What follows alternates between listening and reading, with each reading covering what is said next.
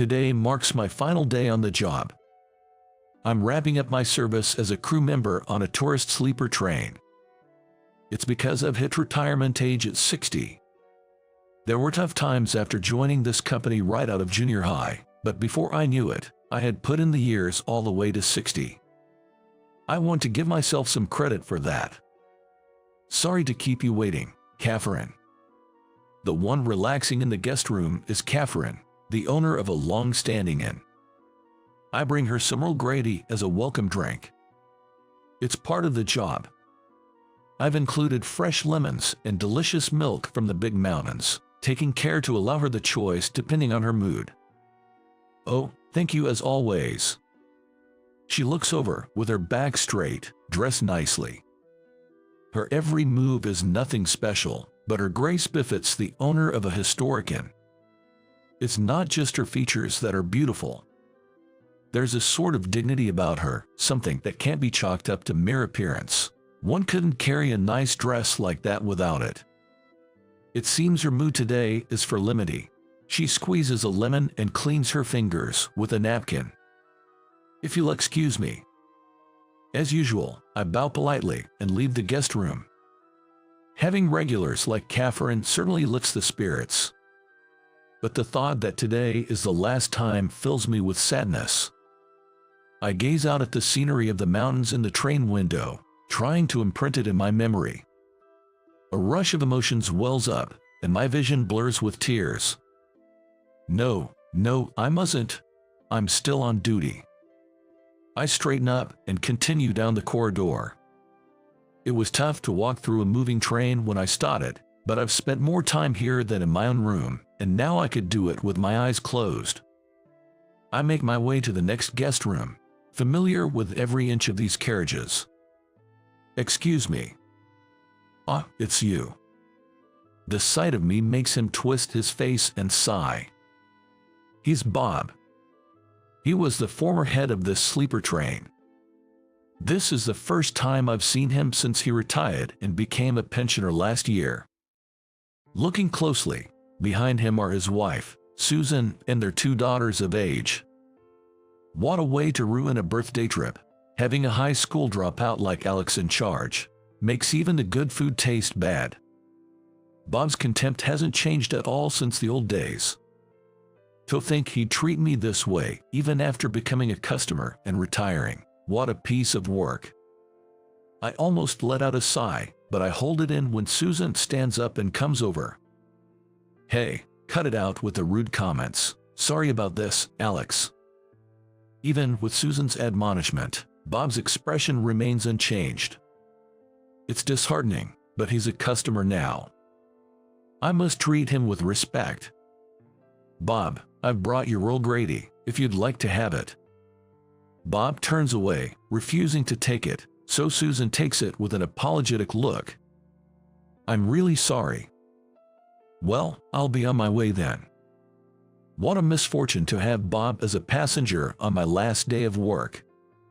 As I was closing the door, he said out loud just to taunt me, "It's sad that a high school dropout like you ends up just a regular worker until retirement, unlike me." I'm taken aback by his words. Did he come on this train today just to harass me on my last day of work? The thought makes my anger grow. He has done customer service before, so he should know how it feels to be treated with such disrespect by a client. If he's doing this on purpose, what a nasty person he must be. Don't say things like that anymore. It's rude. Cut it out. Susan steps in again to defend me, but Bob just snorts. But it's the truth. Unlike you, I was chosen for the Special Employee Award. Our company has a system where those with excellent performance are recognized at retirement. If you get the award, you receive a larger retirement bonus. Bob was recognized at his retirement, and I remember him boasting loudly about it to everyone on his last day. Sure, I never got promoted, but I didn't envy him for his award. Even if I told him that, he'd probably think I was just being sour. While thinking all this, I quietly closed the door. Each time I visited the department head's family room to explain the tourist spots, Susan was the one who dealt with it. Thank you for all the help you gave my husband until last year. No, we're the ones who should be thanking you. But to be honest, I don't remember being much helped at all. Bob, who had been sulking in silence, seized the opportunity to chime in. That's right, Susan. It was me who took care of him. When this guy started, he couldn't even do the simplest tasks that a kid could do, and I had a tough time training him up to the level of an average. I'd like some appreciation for that. Indeed, when I first joined, I was young and inexperienced, and couldn't do much. But the person who really took the time to train me wasn't Bob, it was another supervisor. It irks me that he claims all the credit as if he alone was responsible, which is a disservice to another supervisor, but I get the feeling that making a scene would only play into his hands, so I bite my tongue. Well, I guess being a regular employee until the end means you weren't the sharpest tool in the shed. Not much schooling with just a high school diploma, huh? I know he just wants to boast. I don't really care about that anymore, but he's speaking so loudly that other guests can hear him. This conversation is not pleasant for anyone to overhear, let alone understand. It might ruin the experience for guests who are here to enjoy their journey. I apologize profusely and leave the room. Then, I get a call from another employee. Catherine is asking for you. Understood. Wondering what it could be, I head to where Catherine is enjoying the breeze on the terrace. Catherine, what can I do for you? Oh, Alex, it's about breakfast tomorrow. Could we have something light? I have a luncheon where I'll be eating a lot. Certainly. How about focaccia and minestrone? That sounds lovely. Lunch is going to be Korean cuisine, so a different taste for breakfast will be nice. Her cultured voice makes me forget about Bob's earlier words. I take a note to inform the kitchen and bow to Catherine once more. As I look up to leave the terrace, I see Susan and her two daughters enjoying the cool air. Look, seagulls. One of the daughters is delightedly pointing at the seagulls flying over. Such a sight is somehow comforting. It's indeed rare to see seagulls here. As I gazed around, it seemed Susan had noticed me. She gave me a warm, friendly smile. Alex, I don't know what kind of work my husband did here, but today's view and service are top-notch. I'm glad to hear that. Please enjoy your day. The best part of the job is making the guests happy. I'm really glad to see Susan and her daughters enjoying themselves. While I'm having this conversation, Bob comes over. Seagulls fly here every day. Nothing special about that. Seeing their father's nitpicking, the daughters shrug and run through the corridor, leaving the terrace. I'm about to leave too when Bob glares at me and I freeze in place. Really? Such a beautiful view wasted. Susan sighed. I have something to tell you. What is it? I want to enroll Nikki in a ballet company in France once she graduates middle school. It's been her dream to become a professional, and she's worked so hard for it. We've got an offer from a ballet company, and I want to take advantage of this opportunity for her. Nikki must be the older daughter. Bob looks surprised but then nods. She's already in her second year of middle school and has matured quite a bit. Why not? Nikki is ready to take on the world. Susan turned her gaze to me upon hearing that. Just that means she'd be a high school dropout, but what Nikki is aiming to do is a respectable job, isn't it? Huh? Oh, she's practiced ballet diligently for that, right? Nikki's got an offer from a pro, so even without high school, she could make it work. Better to mix it up with adults while she's young and hold her own. As parents, we could be proud of that. Bob's words made Susan nod and then clear her throat with a little cough. Couldn't the same be said about you, Alex? Huh? You two graduated from middle school and joined this company, and surely worked hard, right? Isn't it the same as Nikki? I was taken aback by her words, finally realizing Susan was defending me. No, Nikki is different, right? She's been practicing ballet every day since elementary. That's not the same as someone who just played around through middle school. Then, Catherine, who had been quietly observing, came forward. "Excuse me, may I have a word?" The two looked surprised at the elegant woman who had interjected. Catherine is a regular since this fiscal year, so Bob wouldn't know her. "And you are just a regular customer who loves this train. I've been overhearing your conversation. May I join in for a moment?" She took out her business card and handed it to Bob. "Ah." Bob looked at it with obvious suspicion, but Catherine, unbothered by his gaze, began to speak. "I use this train when I can get away from mine.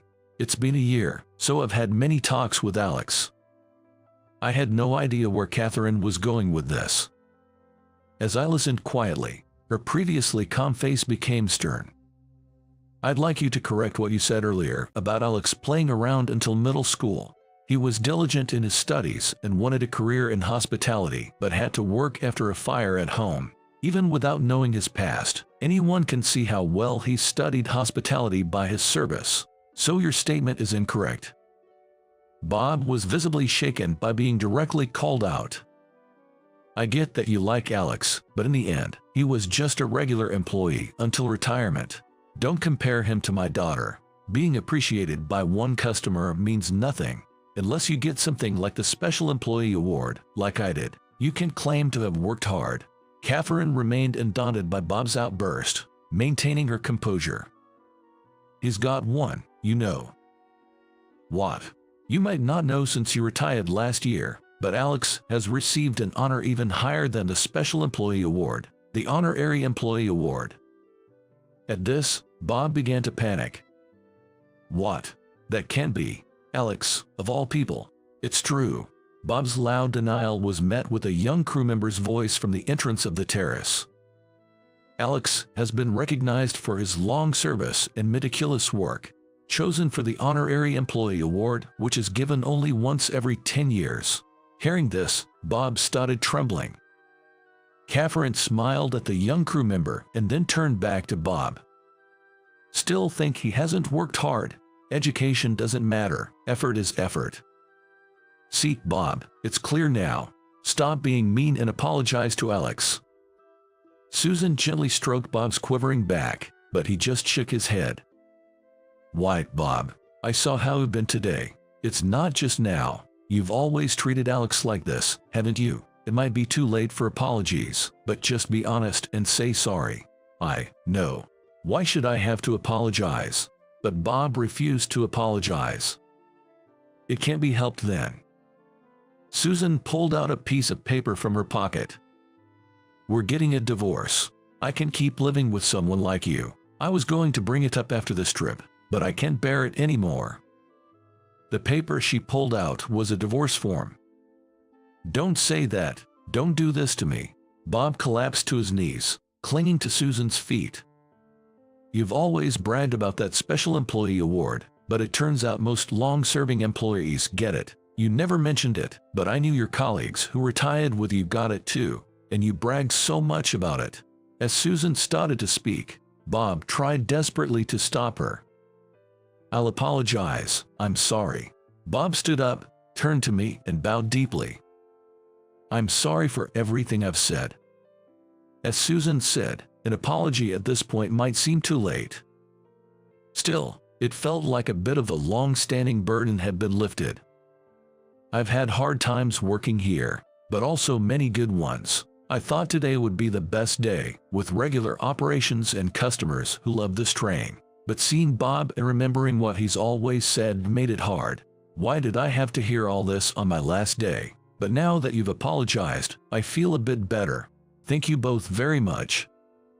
I thanked Susan and Catherine, and they nodded contentedly. "By the way, Alex has bought one of mines, and he'll become the new owner next spring." Catherine spoke with her black hair flowing. At these words, Bob's face went pale.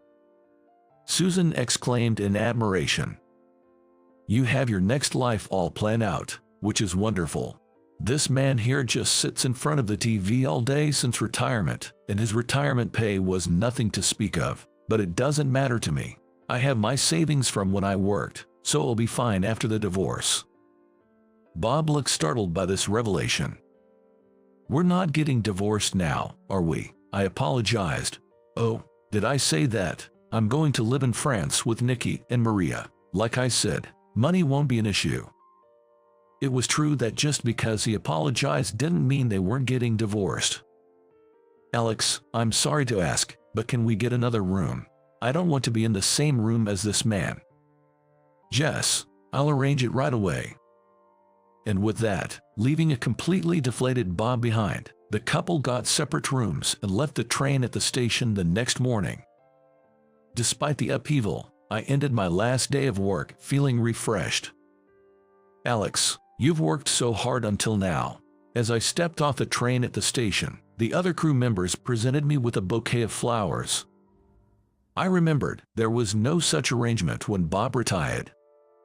This bouquet is a testament to Alex's meticulous work and the kindness he has shown to all the crew members. We haven't given a bouquet to the former department head, you know. Surprised, a crew member whispered that to me. Holding the bouquet, I felt as if all my efforts had been recognized, and I couldn't help but tear up. Thank you, I'm really glad I was a crew member here. As I move on to run then, I intend to never forget the spirit of hospitality and to make the most of what I've learned as a crew member on the sleeper train.